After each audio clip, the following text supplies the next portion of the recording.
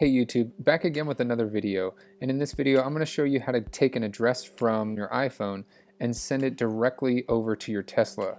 No need to type it in since your car is already connected through the Tesla mobile app. So when you see an address on your iPhone, click the share button and then scroll over and then hit Tesla, and that's going to send the address right to your phone and navigation is going to start up.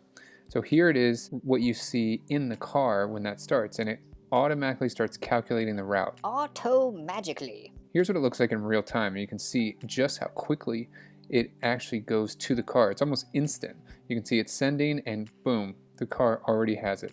I hope you guys thought this video was helpful. I have a whole Tesla how-to playlist, and I'll leave a link for that down below to all those videos, and I show you the tips and tricks and the ins and outs of your Model 3 and other Tesla models.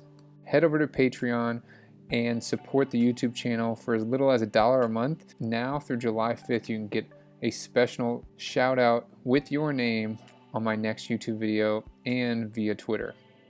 So definitely head over there and check that out. I hope you guys liked this video. If you did, please give it a thumbs up. Thank you so much for watching. Hit that subscribe button and share this video with a friend, and I'll see you guys in the next one.